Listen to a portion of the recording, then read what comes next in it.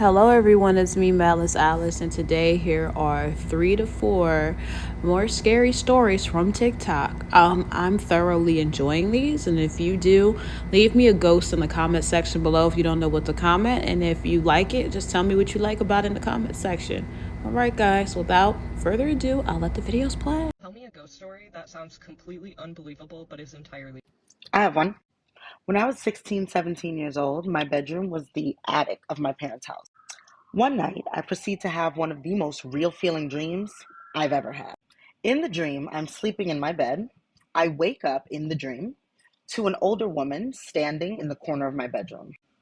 I do not know this woman, never seen this woman. She actually looked quite ghost-like, a little translucent. You could see through her a bit. Like she she looked like a ghost. She proceeds to ask me, I have a son. He needs someone to play with. Would you mind playing with him? Not sure why I chose to say yes, but I did. And I was like, yeah, I'll totally play with your son. That seems totally normal. Like, we're in a dream, so, like, fine, I'll play with your son. As soon as I say, yeah, I'll play with your son, he appears, like, if I'm laying in my bed, like, she's on this side, he appears on this side of the room, like, right where the stairs are, the top of the steps. And he starts to walk over to my bed, comes to my bed, and he's like, let's play arm wrestling. So I'm like, yeah, no problem. Let's play arm wrestling. So I put my hand up like this. He puts his hand in my hand, and we are arm wrestling. At first, it's like a good give and go. We're like, oh, yeah. And then, like, he pins my hand completely down. I feel his hand, hold on. I feel his hand around my hand, ice cold. He pins my hand down and is staring at me. And I'm like, okay, like, let's play again. And he goes, I don't think you want to play this game with me. Just like that, like, dead stare. I don't think you want to play this game with me. So I'm like, what does that mean? Let's play, like, okay, let's play the game. So he goes, no problem. Digs his nails into my hand like that and starts pinning my hand to the bed, yelling, I win, I win, I win, I win, I win, I win, I win, I win, I win. I rip my hand away from his. I feel the scratch marks on my, like, right here. And then he takes a step back with this, like, grin on his face. And he becomes this, like, black cloud of smoke. And I know that sounds unreal, but just stay with me. So he's this big cloud of smoke.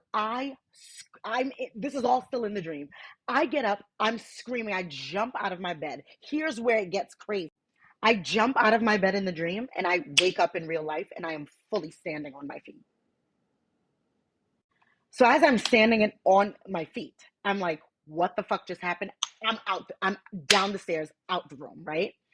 And so my mom and my sister are downstairs in the kitchen cooking breakfast. My mom is a very spiritual person, so I have no problem just being like, yo, this is what just happened. Um, and it's like, disregard the dream if you want, but I was fully standing when I woke up. Insane. And so typically, not saying typically like this happens all the time to me, but like my mom we regularly would have priests come over, bless the house, things like that. So like that's not weird. So like my mom putting holy water around, throwing holy water around the house is not like an odd thing in my household. So like I'm expecting her to be like, okay, let me go get the holy water. I'll spray your room down. Like, not a big deal. She goes, the holy water is right there. You're gonna go get it and go upstairs and throw it around your room with some salt. I'm like, why are you not doing it? She's like, I think you should do it. And I'm like, okay, this is insane. So I take the salt, I take the holy water, I go upstairs. My sister's like, I'll come with you, but I'm staying at the bottom of the stairs. Everybody's acting scared. And so I'm like, okay, I'm not crazy. This is something. So I have the holy water, I have the salt, I go upstairs. I have the holy water in like a little cup and I have the salt. I go upstairs. And so I'm like, throwing the holy water around, just a little flap around. And I have the salt and I throw it onto my bed and it sizzles. Bitch. I never ran down a flight of stairs faster in my life. I don't even think I touched one step. I jumped from the top 11 steps down, bow, hit it. I was downstairs the next flight, bow, hit it. I didn't stop for shit. I said the only way I'm going back up there is if y'all bring a priest to hose this house down with a fire truck of holy water. I'm not playing at all with y'all. And so my mama got the priest to come and he blessed the whole house, top to bottom. He didn't miss no floor, no nook, no cranny. And I never had an experience like that again. So I don't know where that little boy is at, but I hope his soul is at rest because he.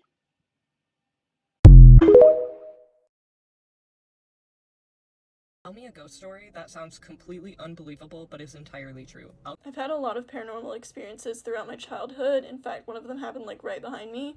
But this particular story happened in the Philippines. My dad and mom built a house years ago, about 5 minutes away from my mom's hometown. This house is in the mountains. There are like no street lights. It's pretty out there. Many of my family members have had experiences in this house, let me say that.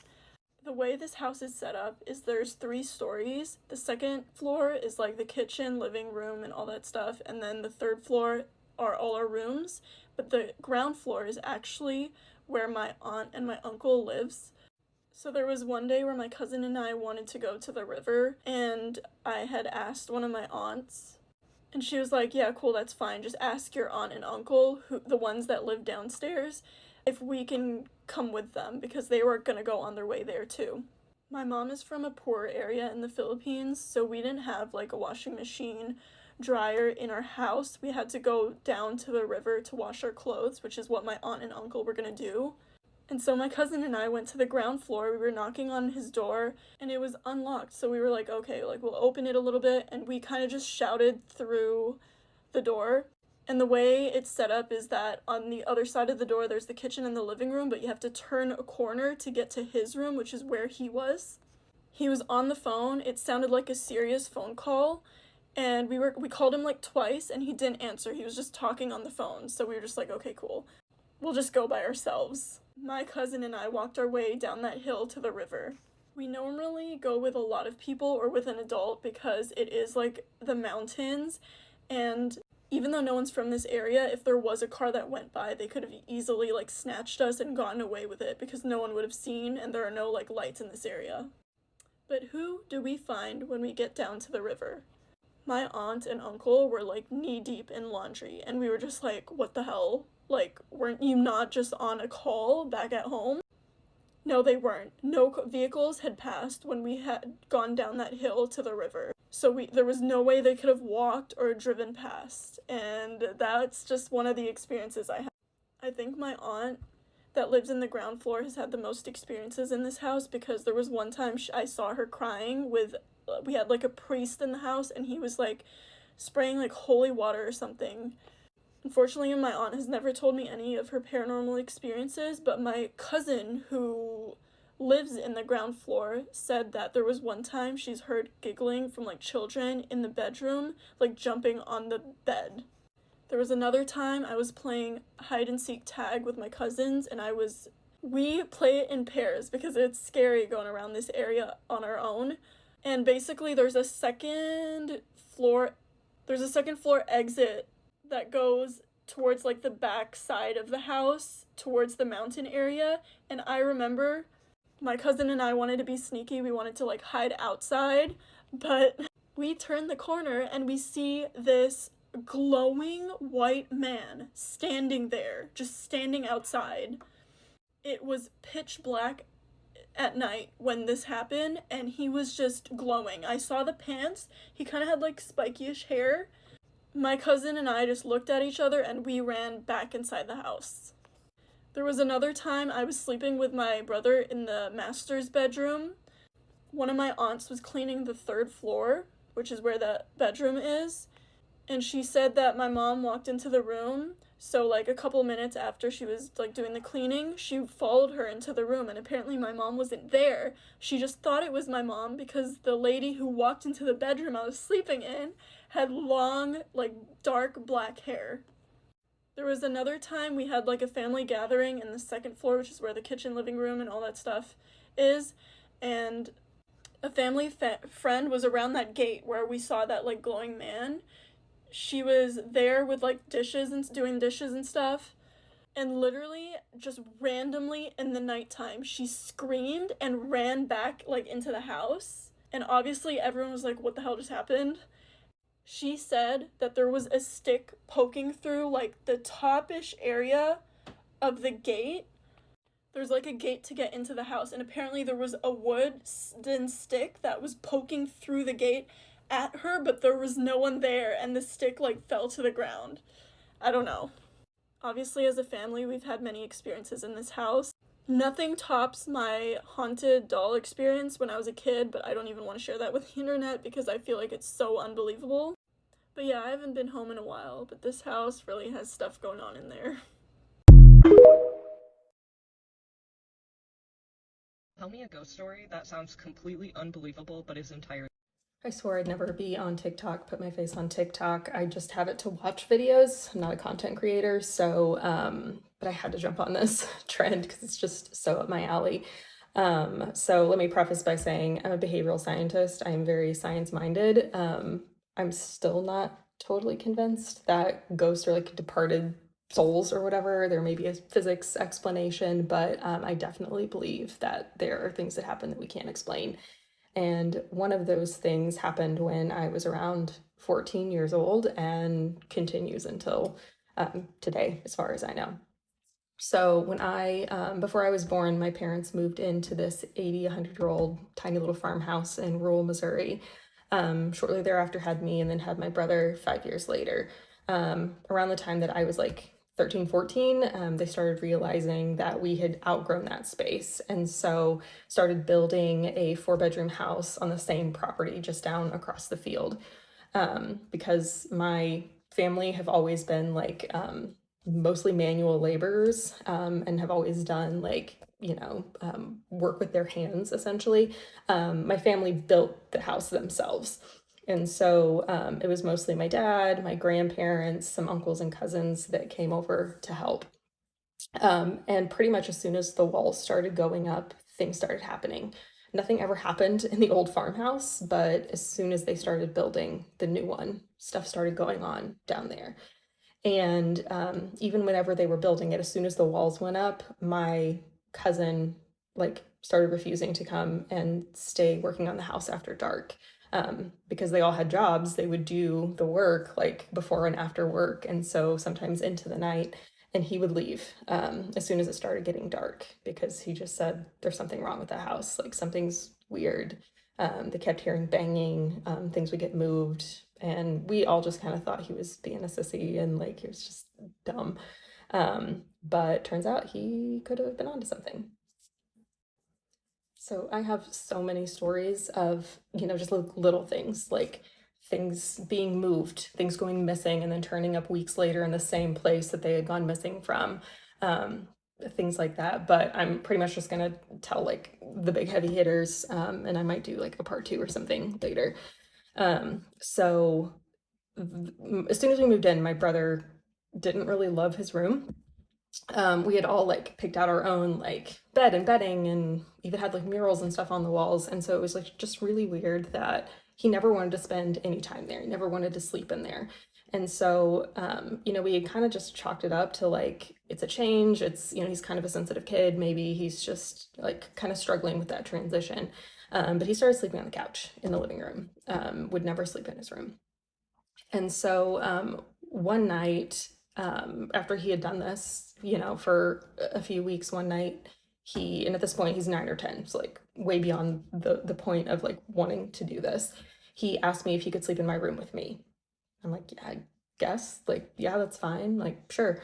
So that night, and I'm trying to like talk to him, I'm like, big sister, like, is it just like, do you miss the old house? Like, what's going on? And so he ends up telling me that the night before, when he was asleep on the couch, he thought he saw something.